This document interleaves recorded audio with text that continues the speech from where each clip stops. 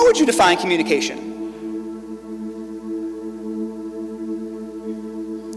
Communication is really just sharing information. Sharing information. And there's all sorts of ways that we can do this. We can do this verbally, of course. Who likes to communicate verbally? Any big talkers in here? I'm one of them. Yeah. How about nonverbal communication? Does anybody here think that they're a really effective nonverbal communicator? If you have attended this church frequently, I can tell you if you are a strong nonverbal communicator, because I can see the body language, like I can see your facial expressions coming at me, like I know generally how my sermon is going based on what I see in your face, okay? Especially like if my beautiful wife worked night shift, she is not here this morning, but I generally know how things are going if I look at her face. And there's a couple other people in here as well. So I know we have some really good nonverbal communicators in this space.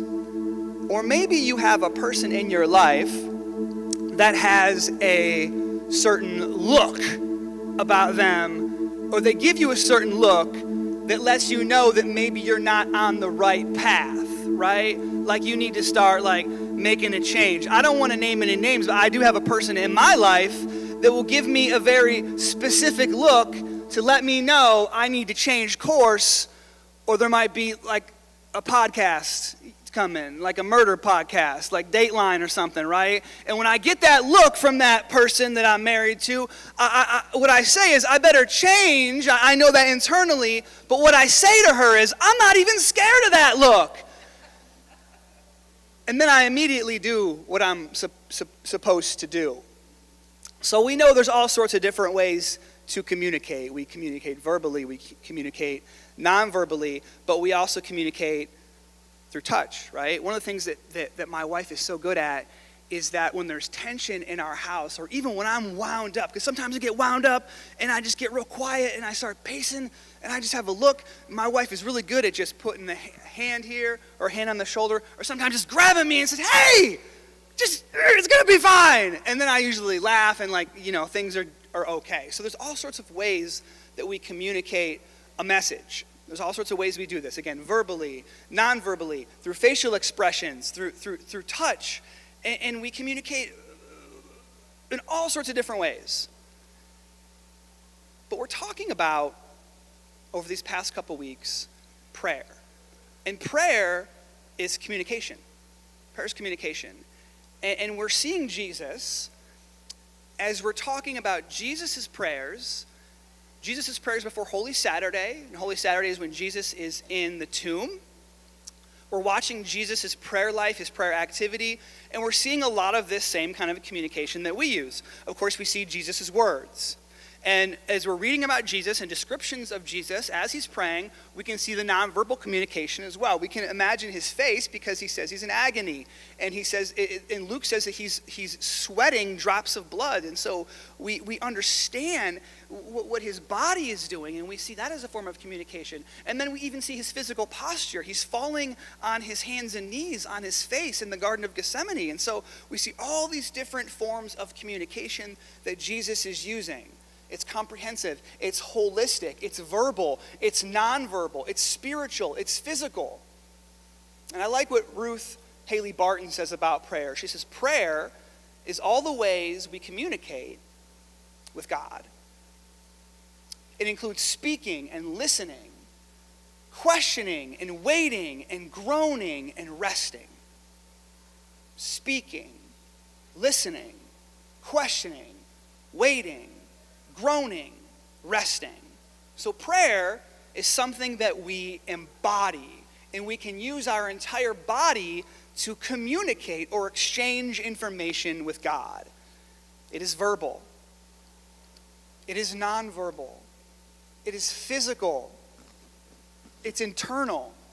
But it's also expressed in surprising ways that we don't often recognize. I want to give you a few examples because Jesus is expressing prayer in surprising ways that we don't often recognize. And I'm going to read these verses to you, and I want you to see if you can identify the prayer. In Matthew 26, the chief priests and the whole Sanhedrin were looking for false evidence against Jesus so they could put him to death. But they did not find any, though many false witnesses came forward. Finally, 2 came forward and declared, "This fellow said, I'm able to destroy the temple of God and rebuild it in 3 days." Then the high priest stood up and said to Jesus, "Are you not going to answer?" With this testimony, Jesus remained silent. Jesus remained silent. Where's the prayer? Do you see the prayer? How about this passage? This is Matthew 27. When he was accused by the chief priests and elders, he gave no answer. Then Pilate asked him, "Don't you hear the testimony they are bringing against you?" But Jesus made no reply, not even to a single charge, to the great amazement of the governor. Do you see the prayer? How about this next one? This is Luke 23. When Herod saw Jesus, he was greatly pleased, because for a long time he had been wanting to see him. From what he had heard about him, he hoped to see Jesus perform some sort of sign. He plied Jesus with many questions, but Jesus gave him no answer.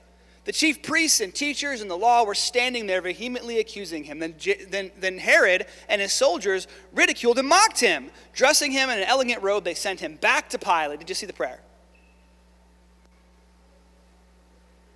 Here, let me show you where they're at. Matthew 26, verse 63. But Jesus remained silent. Matthew 27, verse 14.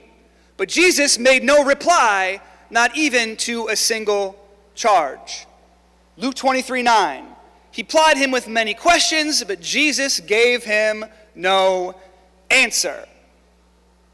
Jesus' prayer was in his silence. Jesus' prayer was in his quiet resistance. What Jesus was modeling was an inner communication with God. Now, you might be thinking, if you're here, you're watching at home, you think, "Pastor, don't you think that you're reading that interpretation into the text? You don't know that Jesus was being prayerful in his silence." Yes, I do. Yes, I'm certain of it. How do I know? Because the Gospels give dozens of examples where Jesus goes away to pray in solitude. In Luke's Gospel, it says that Jesus often withdrew to lonely places and prayed. The Gospels also indicate that Jesus would spend hours or even all day or all night in solitary prayer. And we just read about this intense prayer in the Garden of Gethsemane, where Jesus was in agony and pouring his heart out to God. So the Gospels paint this picture of the prayer life of Jesus that's very comprehensive. Jesus prayed in his public and private life. Jesus prayed before major decisions. Jesus prayed in suffering. Jesus prayed to give thanks. Jesus prayed for the well-being of others. Jesus prayed as an act of worship and communion with the Father. So in these moments of accusations, these moments of alienation and threats and violence, his silence is absolutely an act of deep communication with God. When speaking about Jesus' silence before his accusers, Gregory the Great said in the 6th century, Jesus was keeping himself secretly within himself. Gregory is suggesting that Jesus is turning inwardly, internally, choosing not to respond outwardly to threats and accusations, but instead remaining faithfully rooted in his communion with the Father. So his silence is not emptiness. It was a sacred restraint shaped by intimacy with God. Now you remember that 2 weeks ago we talked about Jesus' prayer in the Garden of Gethsemane, and we said that God was silent, or that God was not responding to him in an audible way. And we wondered what that meant. We wondered why. I mean, Jesus is going to war, as we said. Jesus is going to war with the impact of sin and evil in the world, and God says nothing. God says nothing. But maybe, in light of this passage, what we see is God the Father informing and modeling Jesus' battle plan. Okay? The silence of God in the Garden of Gethsemane was the same formula that Jesus would be using in front of the high priest and Herod and Pilate. So his posture of silence is intentional. His posture of silence is prayerful. His posture of silence is resistance. His posture of silence is his waging war. Now, many people will hear me say this. They'll hear me talk about silence as resistance, and Jesus not defending himself, but waging war. And what this looks like to a casual observer is that Jesus is just standing there and taking it. He's just letting these people talk about him and accuse him and murder him. And that he's cowardly and foolish and passive and weak. And we believe this because we all know the appropriate response to violence, don't we? What's the appropriate response to violence?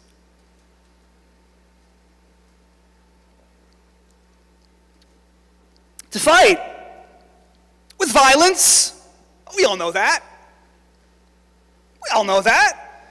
Violent words should be defended with more violent words, but louder violent words, or more cutting, or more cruel, or clever violent words. Aggression should be met with more effective, bigger aggression. Hands should be met with hands, guns with guns, missiles with missiles, hurt with hurt. Right? This is what we all believe. We're conditioned to think this. But if prayer is communication, then so is violence.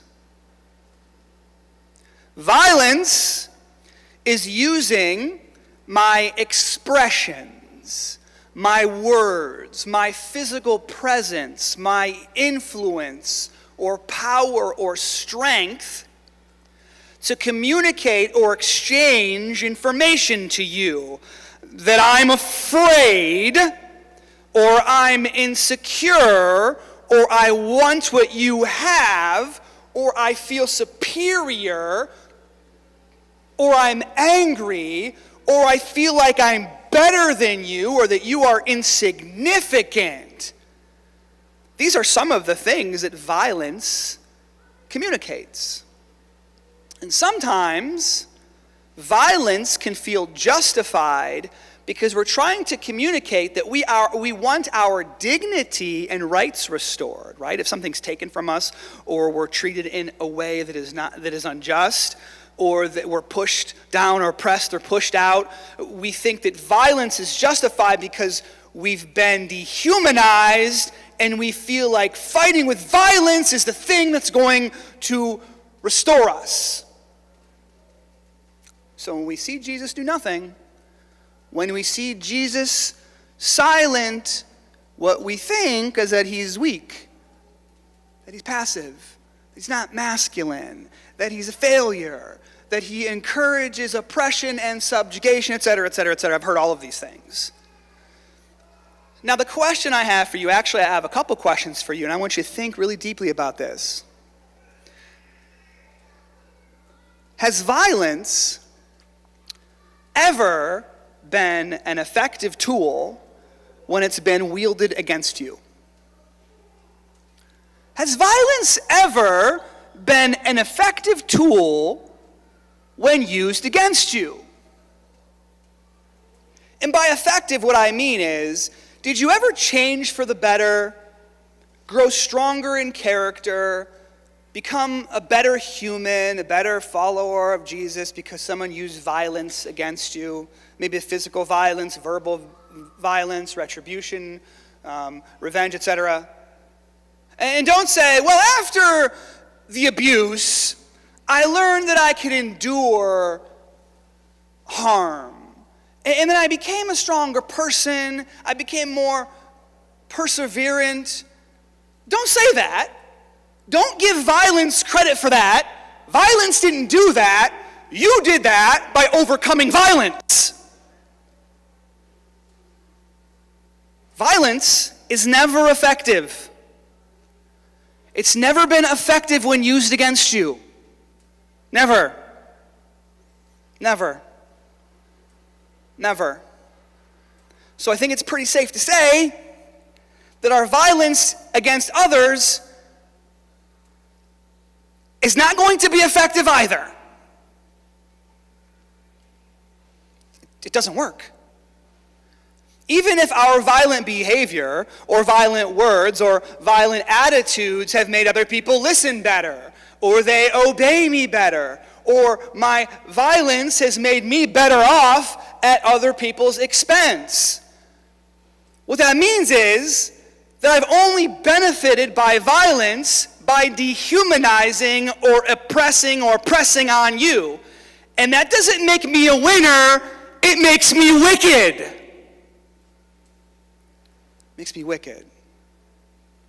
And I want to repeat this so we have a full understanding about what violence is. Violence is communication. It is verbal. It is physical. It is emotional. It is spiritual.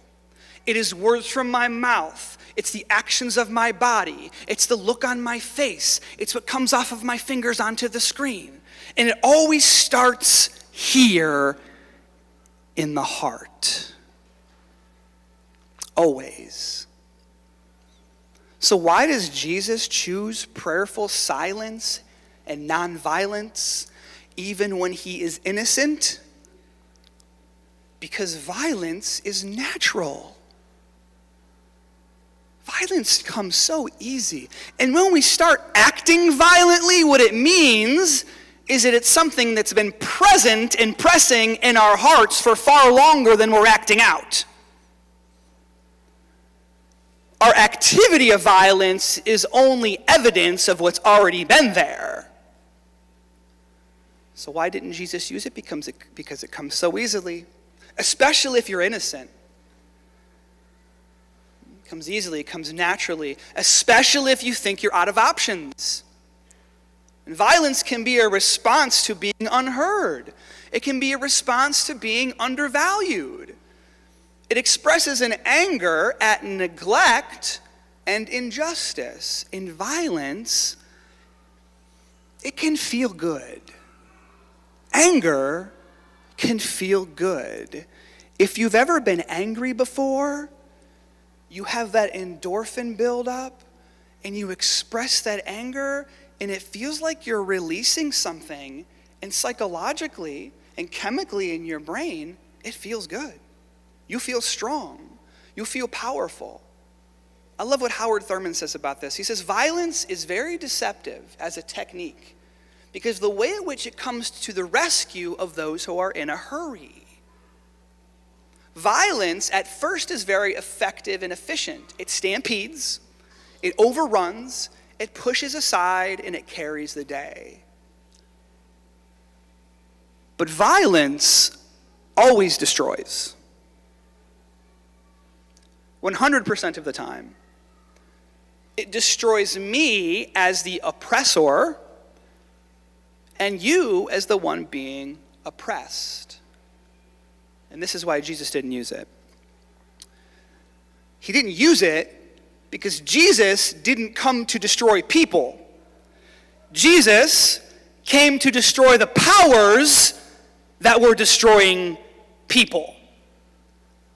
Jesus was fighting and defeating and disarming powers with sacrificial love as a weapon of healing and deliverance. I'm going to say that again.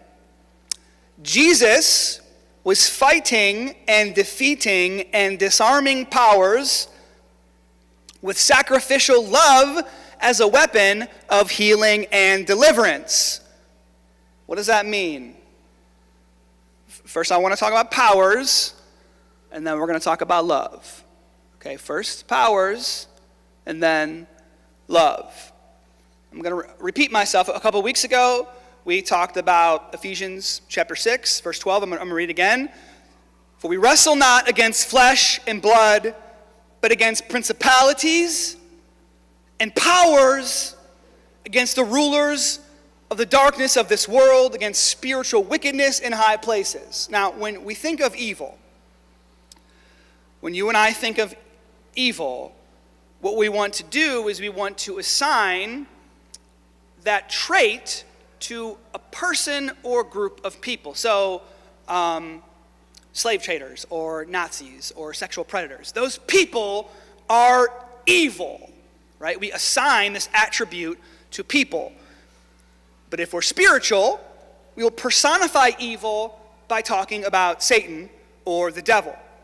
Now, both of these approaches to simply blame people or to simply blame the devil are incomplete and too simplistic. Hear me for a minute. Yes, the Bible says that people and groups can be filled with evil or influenced by evil. And yes, the Bible talks about the personification of evil in Satan. But much more widely understood thematically in the Bible is what the Bible calls principalities and powers. It's a system of evil that permeates our existence and influences everything around us. And if you're paying attention to the world, not just now, but the history of the world, you can't escape it. It's everywhere. It's all over the place. There's no pocket of history or place that you can hide to escape this reality. The existential, crippling, chaotic presence of a system of evil that is everywhere. The problem is we are so deep-seated in principalities and powers that we don't come close to recognizing them in totality, right? If we see an evil act, we could say, well, that's evil, or that's principalities and powers, but we don't even see it in our own lives. We don't even see how we wear it like clothing. Just maybe an analogy that can help you. Has anybody here ever had an injury before? Maybe like you get a hip injury, okay? And your hip starts to bother you, and then as your hip's bothering you, and this isn't just this is a chronic thing, right? This has been going on. And what happens is you start to change your gait a little bit, or you adjust things. You have to change the way you sleep. And then after a time, maybe the pain, you kind of get used to it, but it's changing the way you walk, and now your knee's bothering you, and now it's your back too. All the old folks are laughing, right? Like anybody over 30, okay? You know what I'm saying? Can I get an amen, right? Okay. Come soon, Jesus. Come, Lord, come. Okay. So you know what I'm talking about, right? And what happens is, now this is just a thing that you live with. This is just a part of your life. And you may not even remember where the original injury occurred or how it happened. You just know the effects are everywhere. This is the same way that principalities and powers work. It's the same way. You'll notice them until you don't. But everything around you is spoiled and ruined. And they rule over you, whether you know it or not. Even in the way that you evaluate other people, right? The way you view other people. The hate you feel about your enemies or adversaries and rivals, that's ruled by principalities and powers. And even if you rightly observe something in them that is wrong, even if you see cruelty and violence and chaos and dysfunction,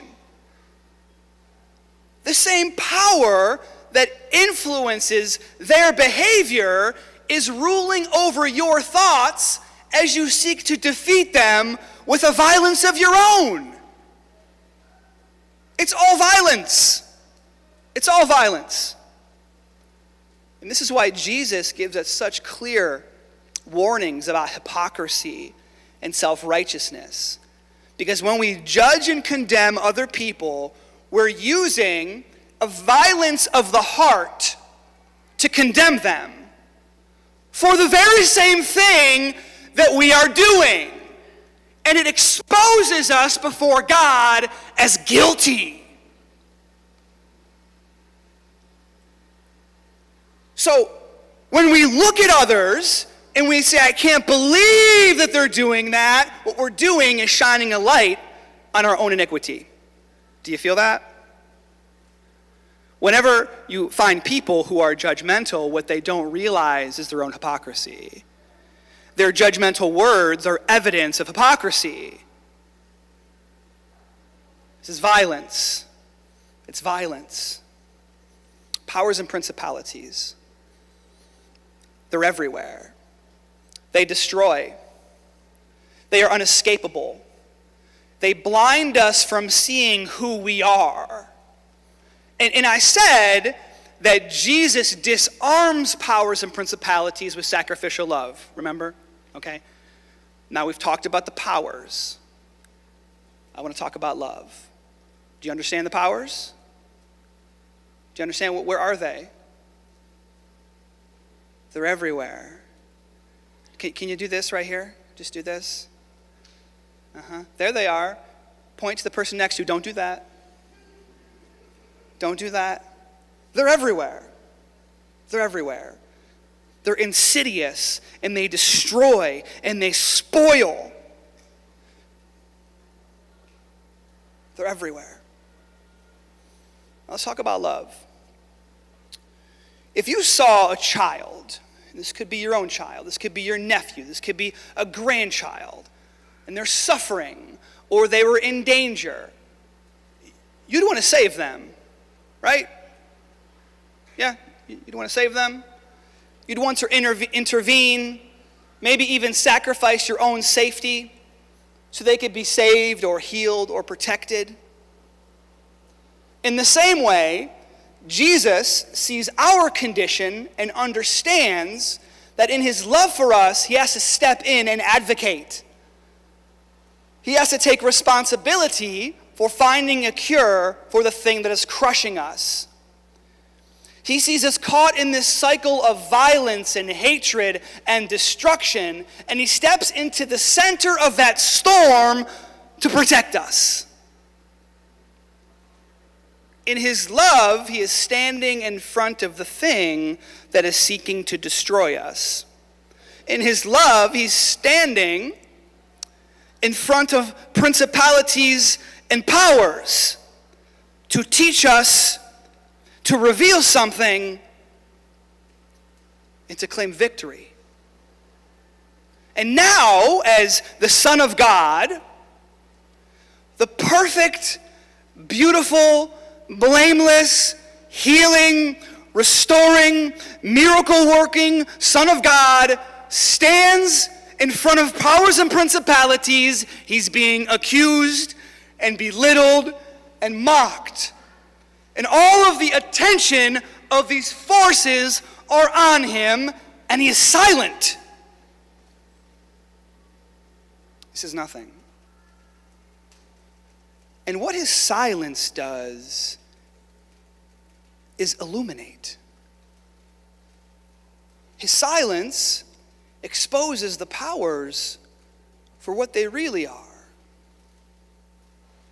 Have you ever heard the name Ruby Bridges? Ruby was the first black child to integrate into an all-white school in the United States. This is William France Elementary School in New Orleans. This is 1960. Ruby had to be escorted into the school by federal marshals. And this is anybody old enough to know the name Norman Rockwell? I know. Well, I don't know if they're cultured to know art. Okay, you know Norman Rockwell? Okay. This is a painting by Norman Rockwell. Okay, and see you hear Ruby, she's going to school, And I had to cut the picture off a little bit because what the artist did is he put some words on the wall that I'm not going to show in church. Okay, you can imagine what they are. Okay, but what Norman's doing, and the bands, it would say federal marshals on their arms, and you see a tomato on the wall, and what he's doing is trying to depict the school life of this 6-year-old child as she was just trying to go to school, right? And some of the things that she was facing as she was just trying to go to school, because there was a mob of angry white people screaming at her as she just tried to go to school. And they were mostly women, right? They were women who had young children who were also in kindergarten. These women would drop their kids off at school, and then they go outside and they start yelling and screaming and throwing stuff. And if this is 1960 and the women are 20, 21, 22 years old, do the math. These are your parents and grandparents, okay? And so it's very likely that you grew up in a home where these same words were used. Well, that's the South. You know what's really interesting?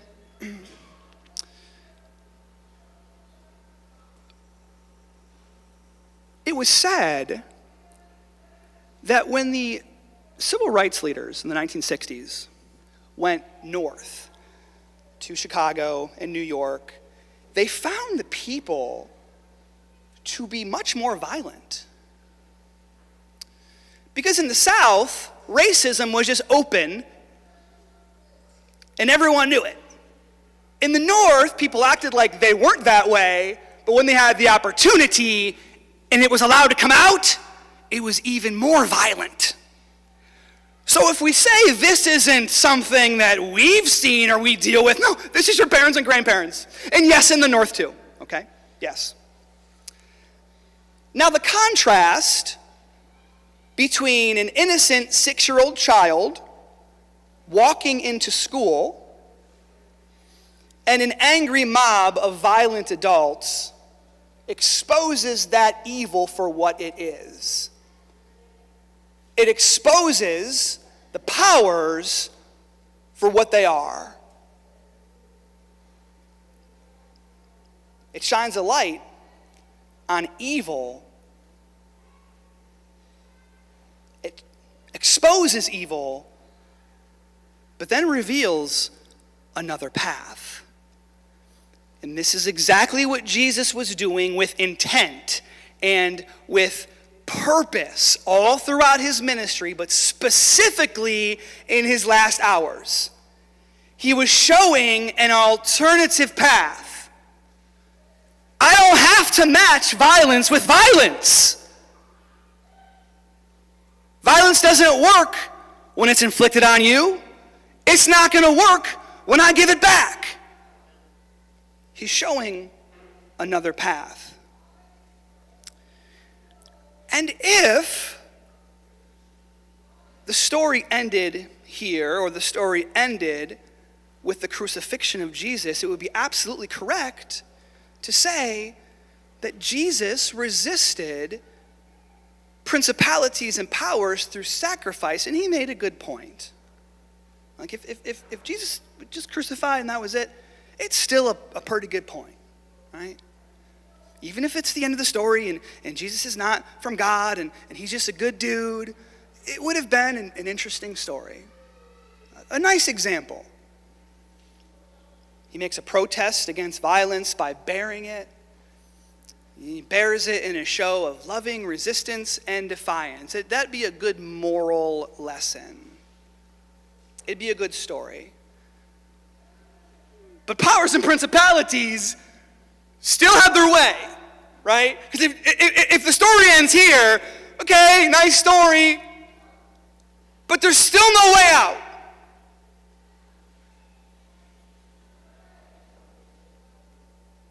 But Jesus rose. He rose. As S.M. Lockridge said, death wasn't the end of him, and the grave couldn't hold him. So it's more than a good fight. It's more than a protest of resistance. Jesus didn't just endure the powers, Jesus exposed powers. He let powers do their worst, but strip them of their power by walking out of the grave, untouched by hate, uncorrupted by violence, undefeated by death. He disarmed the powers not by overpowering them in violence, but by outlasting them with love. Love. Now keep in mind, and this is an important thing to understand, that Jesus' resurrection didn't make powers and principalities go away, right? They're still here. They're in the room, friends. They're in the room. But what Jesus did was disarm them. He took away the ability for them to control us and enslave us. But only if we use the power of Christ, we follow the example and model of Christ by also disarming them through the Christ way, which is love. That's how we disarm them. In the name of Jesus, that's how we disarm them. It's the work of Christ that repels them. They don't have a hold over us. They don't tell us where to go. They don't tell us who we are. They don't get to do that. They don't have the power to do that because Jesus already won. But we have to use the tool that he gave us, which is a disarming, sacrificial love. Love absolutely wins every time, and that is the message of victory on Easter. And we have a formula for resistance against powers. And sometimes it's silence, like Jesus modeled. Sometimes it's not. This message is not about silence. It's not about silence. Jesus' silence was the mechanism or the tool in that moment that expressed the reality of sacrificial love. Jesus' silence in that moment was a tool of resistance. But he only discovered the right tool by having a prayerful posture with God. It was his connection to the Father that informed his posture. And so, the same with us. We have to be connected with God in a very deep way. Otherwise, we will default into violence. When pressed, we will be violent. It's easy. And you know, if you know me, you know how important nonviolent resistance is to me. I think it's in the gospel. And I'm always talking about the 3 examples in the last 100 years, right? It's in South Africa, it's in India, it's in the 1960s in America. And what you find is that people who understand nonviolent resistance, that they have to have a life of intense communication with God before they leave their house. It's this posture before God where you're ready and willing to take a punch. You're ready and willing to take a punch so that when you do,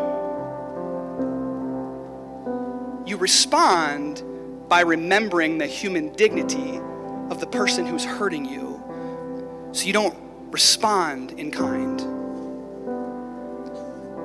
So we must have a posture before God, a communicative posture where we ask him to teach us this love that has won. We need to know it. We need to feel it, because when we go out into the world, we're not going to see it. I mean, listen, sometimes our children don't do the dishes and we want to get violent, right? Sometimes at the stoplight, someone's not going and we want to get violent. Like, forget about like people who are actually pressing us. We respond in violence at the drop of a hat. So we must have a position and posture of prayer. We must. And that's the lesson. Yes, it's nonviolence. It's resistance to powers through love. But that starts with prayer and reflection and knowing who we are. This is key. We have to know who we are in light of who God is. So who is God? God is mighty, and he is sovereign, and he is immense, and he is powerful, and he is perfect, and he is just, and he is good, and he is righteous. And who am I? I am imperfect, and I am totally, overwhelmingly dependent on him because I am so rebellious and full of sin. And the moment I think I know what sin is, because I'm pointing it out and seeing it in others, I'm only exposing myself for how sinful I am. So I have to know who God is and who I am in light of who he is. And he is this big, and I'm this big. And when I know that, it forces me to just love people because I have no choice. Unbridled, reckless, unrestrained, outrageous love. That's the radical minimum standard, not some place you get to when you're some hyper-spiritual, church 3 times a week Christian. I'm talking this is the radical minimum standard. Unbridled, reckless, outrageous, unrestrained love. And that's the place to start, this posture before God. And we can get there, but we got to ask ourselves some questions, right? We're going to ask ourselves some questions. I'm going to show them to you. Did you get your notes this morning? Did you get your notes? Okay, they're going to be in your notes. You can do this later. What am I angry about that's deeper than the human that I'm angry at? Is my reaction to this person about truth, or is it about control? I just got to tell them the truth, and it's important. No, really, you want to be in control. Is that right? Am I trying to win an argument, or am I trying to heal a wound? What fear is fueling my anger or violence? Have I prayed about this as much as I've criticized or vented? Is my desire for justice still connected to Jesus? Who am I dehumanizing to feel righteous? Is love recognizable in the way that I am resisting? It's Jesus' connection with the Father and love for people that allow him the strength to remain silent, the strength to resist, the strength to love. But Jesus isn't always silent. In other moments, like the moment that he was pierced with nails, the moment that he was bearing the unbearable, he didn't resist silently. He used words. When they came to the place called the Skull, they crucified him there, along with the criminals, one on his right and the other on his left. Jesus says, "Father, forgive them. They don't know what they're doing." So he's using words there. Father, forgive them. They don't know what they're doing. Has there ever been such a strong statement of resistance? You know, I imagine in my mind when Jesus saying that, powers and principalities shaking in fear. Because that's not what was supposed to happen. He was supposed to hate us. He was supposed to do the same thing that we are doing, and yet he's taking it and bearing it and loving us through it.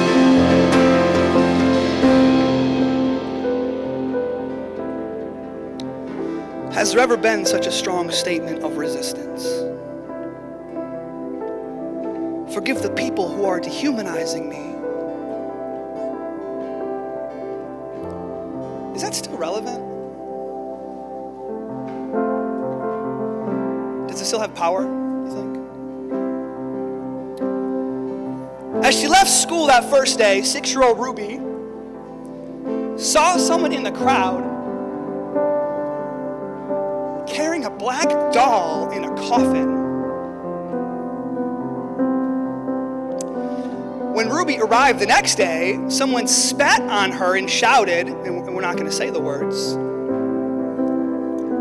One woman screamed, and these are young women, housewives who just dropped their little children off to school. One woman screamed, I'm going to poison you, I'll find a way. Ruby recalls she made that same threat every single morning. This is a whole school year. Whole school year. Ruby also had nightmares, and her mom she'd say, did you say your prayers before you went to sleep? And Ruby would say no, and then she would pray, and Ruby says, somehow it always worked. Kneeling at the side of my bed and talking to Jesus made everything okay.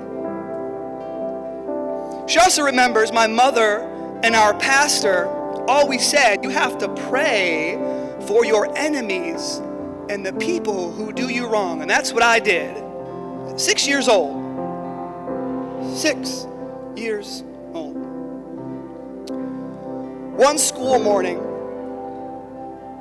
Ruby's teacher watched as Ruby stopped in front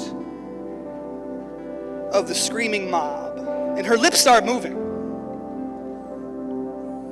And her teacher says, Ruby, what did you say to the crowd?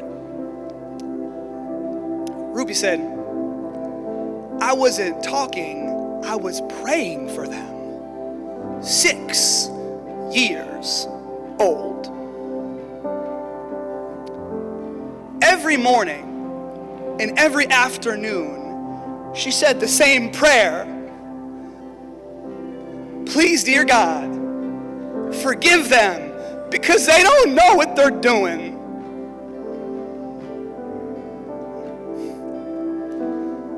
Has there ever been such a strong statement of resistance?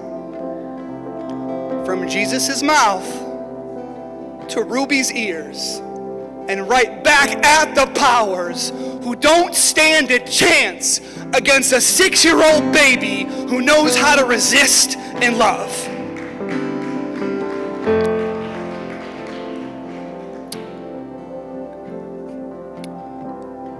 Jesus, help us to be like you and help us to be like Ruby. In Jesus' name we pray. Amen.